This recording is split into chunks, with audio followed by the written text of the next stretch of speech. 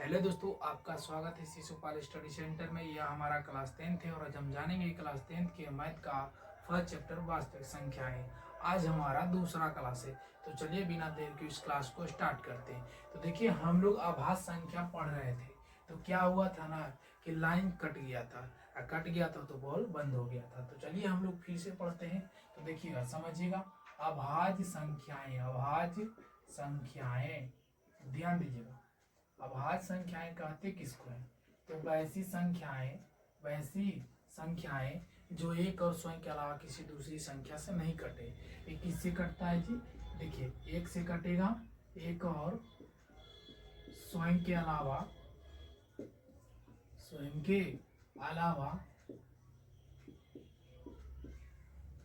किसी दूसरी संख्या से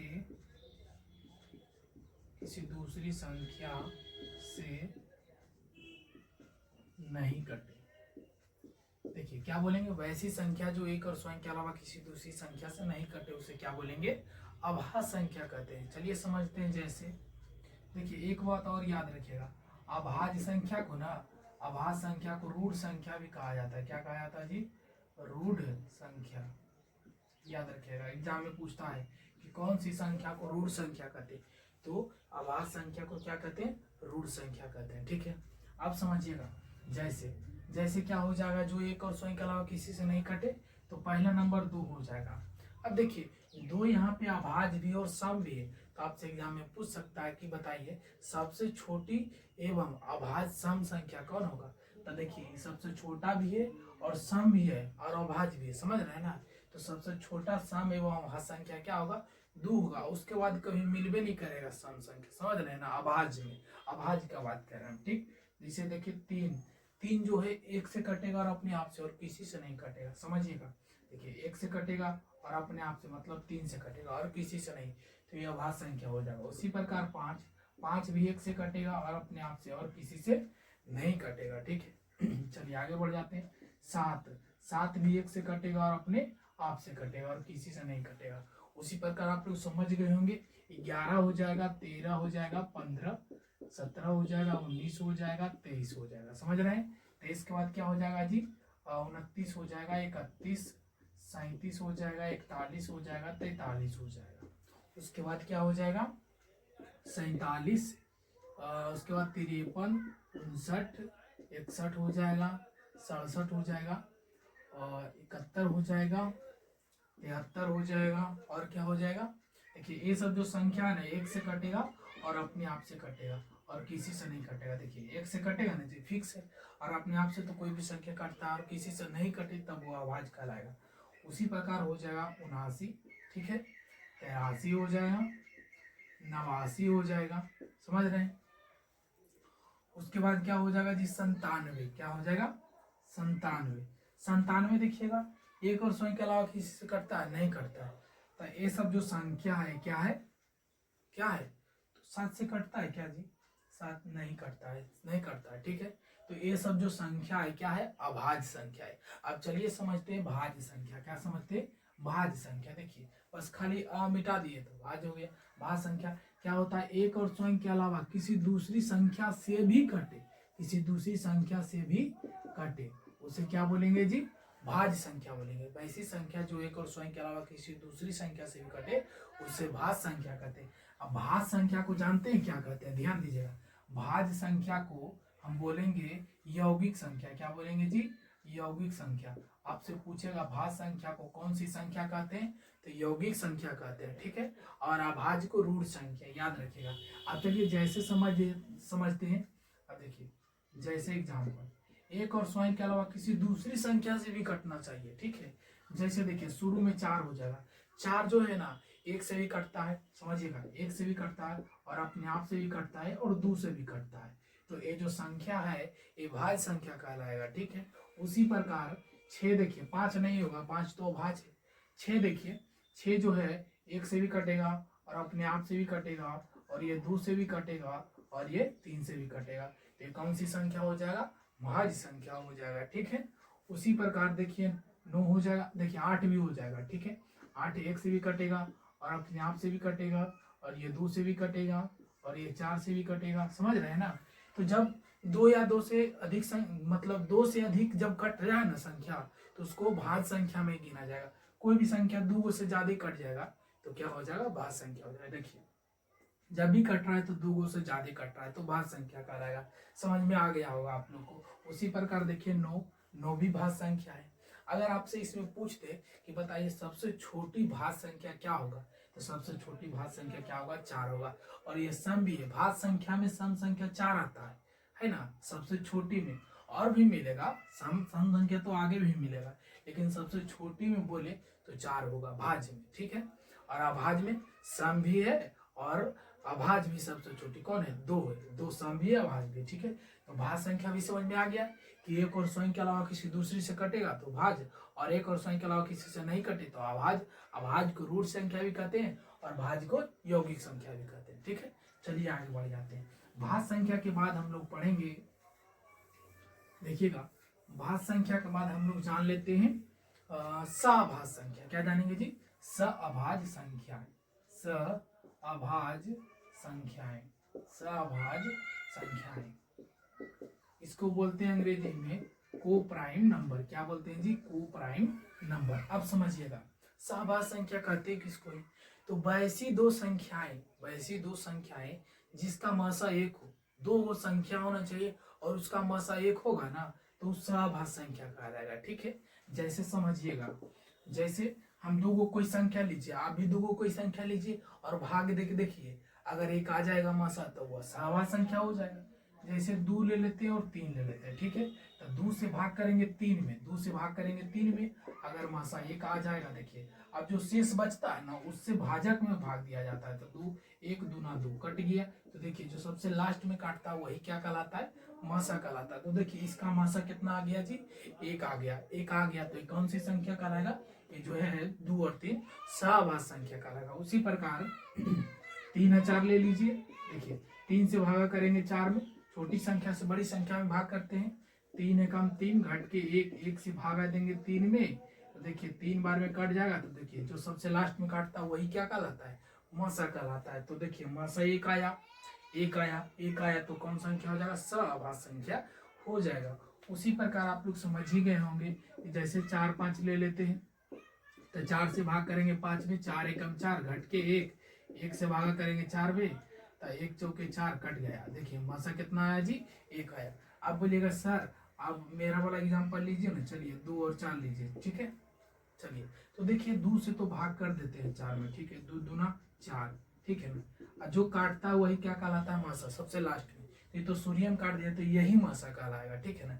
तब मासा तो 2 आ गया है ना, लेकिन होना क्या चाहे था, 1 होगा मासा तभी वह सहभाज्य संख्या होगा, वरना नहीं होगा। तो देखिए यहाँ पर मासा कितना आ गया जी, 2, तो 2 और 4 सहभाज्य संख्या नहीं होगा।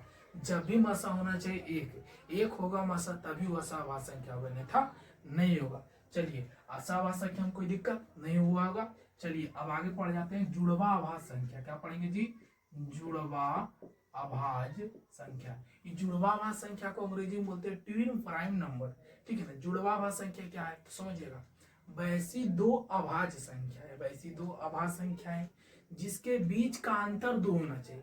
वैसी 2 अभाज्य संख्या, पहले तो 2 अभाज्य संख्या होना चाहिए और बीच का अंतर कितना होना चाहिए, 2 होना चाहिए, समझिएगा।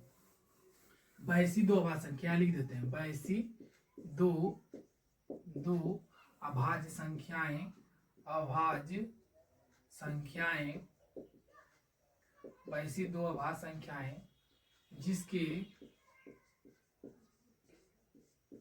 बीच का अंतर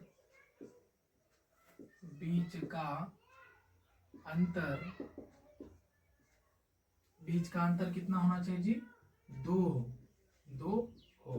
देखिए वैसी 2 अभाज्य संख्याएं जिसके बीच का अंतर 2 होना चाहिए, ठीक है। जैसे समझते हैं, जैसे क्या हो जाएगा जी, वैसे 2 अभाज्य संख्या होना चाहिए पहला नंबर पर, उसके बाद अंतर 2 का होना चाहिए। तो देखिए हम 3 और 5 ले लेते हैं, देखिए 3 और 5 अभाज्य संख्या है, ये दोनों अभाज्य संख्या है और इसके बीच का अंतर भी 2 है, तो ये जुड़वा अभाज्य संख्या हो जाएगा। उसी प्रकार देखिए 5 और 7, देखिए 5 और 7 भी जुड़वा अभाज्य संख्या है, पहला नंबर बात ये देखेंगे कि दोनों क्या होना चाहिए, अभाज्य होना चाहिए। दो क्या होना चाहिए, अभाज्य संख्या। उसके बाद बीच का अंतर कितना होना चाहिए, 2 होना चाहिए। तो देखिए दोनों अभाज्य संख्या है और बीच का अंतर देखिए 7 में से 5 घटाइए 2, तो अभाज्य संख्या हुआ ना। देखिए सॉरी 7 में से 5 घटाएंगे तो 2 हुआ, अंतर 2 का हुआ, दोनों क्या है, अभाज्य संख्या है। आप बोलिएगा नहीं सर आप ले लीजिए ना 7 9। देखिए अब ध्यान दीजिएगा 7 9, 7 तो अभाज्य लेकिन 9 भाज्य है, समझ रहे हैं ना। बीच का अंतर भले 2 आ रहा है लेकिन दोनों अभाज्य संख्या है नहीं है। देखिए ये अभाज्य है 7 और ये भाज्य है, तो ऐसा नहीं होना चाहिए, दोनों होना चाहिए अभाज्य और बीच का अंतर 2। उसी प्रकार चलिए आगे ले लेते हैं, 11 13 हो जाएगा, ठीक है ना। ये दोनों अभाज्य संख्या और बीच का अंतर कितना है 2, तो ये दोनों जुड़वा अभाज्य संख्या हो जाएगा। उसी प्रकार 17 19 हो जाएगा, देखिए ये दोनों अभाज्य संख्या है और बीच का अंतर 2 है। उसी प्रकार ले लीजिए कितना हो जाएगा जी, उसके बाद हो जाएगा 29 31 हो जाएगा, ठीक है 29 31 हो जाएगा, 41 43 हो गया, समझ में आ रहा है। तो इसी प्रकार आप लोग समझ में होंगे कि जुड़वा अभाज्य संख्या किसे कहते हैं। चलिए अब आगे बढ़ जाते हैं। अब इसके बाद हम लोग पढ़ेंगे, समझिएगा कि कोई भी दो परिमेय संख्या को जोड़िए, घटाइए, गुना करिए या भाग करिए, हमेशा परिणाम प्राप्त क्या होगा, परिमेय संख्या प्राप्त होगा। समझिएगा दो परिमेय संख्या का योग मीन्स क्या होता है जी, जोड़, योग, अंतर, कोमा गुणनफल या भागफल हमेशा परिमेय संख्या होता है। क्या होता है जी, परिमेय संख्या होता है। देखिए दो परिमेय संख्या का योग, अंतर, गुणनफल या भागफल हमेशा क्या होता है, परिमेय संख्या होता है, ठीक है। चलिए जैसे समझते हैं, जैसे पहला नंबर बात, पहले योग का समझ लेते हैं। जैसे एग्जांपल लेते 2/3, ठीक है, 5/3, ये दोनों क्या है, परिमेय संख्या। अब देखते हैं इसको, 3 3 का लसा 3 हो जाएगा, 3 से एक बार में तो 2 हो जाएगा, 3 से एक बार में तो 1 गुना 5 5 हो जाएगा, तब 5 2 7/3। 7/3 भी जो आया वो परिमेय संख्या आया कि दूसरा आ गया, नहीं परिमेय संख्या है। तो योग परिमेय संख्या होता है। अंतर भी होता है, जैसे ले लीजिए 2/3 ले लीजिए, -5/3 ले लीजिए, ठीक है। लसा कितना हो जाएगा 3, 3 से एक बार में 2, 3 से एक बार में 5, तो कितना हो जाएगा 5 में से 2 घटेगा, बड़ा में से छोटा घटता है, उसके बाद जो चिन्ह रहता है बड़ा का वो लग जाता है। 5 में से 2 घटेगा, 3 आ जाएगा, बड़ा है माइनस में तो माइनस में 3 से कटवा दीजिए, ऊपर में माइनस का 1, बटा में 1 लिख सकते हैं P/Q के रूप में, ठीक है। तो देखिए -1/1 क्या हो जाएगा, परिमेय संख्या हो जाएगा, ठीक है। तो देखिए अंतर भी क्या आया, परिमेय संख्या ही आया, इसको P/Q के रूप में 1 लिए, बटा में 1 लगा दिए, ठीक। उसी प्रकार चलिए गुना भी चेक कर लेते, गुणनफल भी। तो जैसे 2/5 का गुना 7/2, देखिए गुणनफल में क्या होता है, तिरछा तिरछी कटता है, काट दिए, अब नहीं कटेगा तो ऊपर गुना ऊपर, ये जबान बचा, ये जबान 7 एकम 7 हो जाएगा, नीचे 5 एकम 5, तो 7/5 कैसी संख्या है, परिमेय संख्या है। तो गुणनफल भी क्या आ रहा है, परिमेय संख्या आ रहा है। चलिए आगे बढ़ जाते हैं, अब भागफल चेक कर लेते हैं। जैसे 3/2 से भाग करेंगे तो मतलब ये 3/2 ही रह जाएगा, मतलब 1.5 बोल दीजिए। अब 1.5 तो सेम ही बात हो जाएगा, 3/2, 2 से भाग करेंगे 2 से 3 में, तो परिमेय संख्या ही प्राप्त होगा, ठीक है। चलिए और भी समझ लेते हैं, जैसे हम 4 भागा ले लिए, 2 ले लिया, ठीक, 2 से भागा देंगे 2 दूना 4, माने 2/1, 2/1 कैसी संख्या है, परिमेय संख्या, P/Q के रूप में हो जाएगा, तो परिमेय संख्या हो जाएगा। चलिए उसी प्रकार हम 8/12 ले लेते, ठीक, माने 8, इधर समझिएगा 8 क्या हो जाएगा 12, 4 से काटिए, 4 दूना 8, 4 तिया 12, माने ऊपर बच गया 2 और बटा में 3। तो देखिए 2/3 भी कैसी संख्या है, परिमेय संख्या है। तो हमको समझ में आ गया है कि क्या क्या समझ में आया, आप लोग कमेंट करके बताइए, ठीक है, कि दो परिमेय संख्या का योग, अंतर, गुणनफल या भागफल हमेशा क्या होता है जी, परिमेय संख्या होता है। जोड़ दीजिए, घटा दीजिए, गुना कर दीजिए, भाग कर दीजिए, दो परिमेय संख्या को हमेशा क्या आएगा, परिमेय संख्या आएगा। तो चलिए आज इतना ही रहने देते हैं, मिलते हैं कल, तब तक के लिए जय हिंद जय भारत।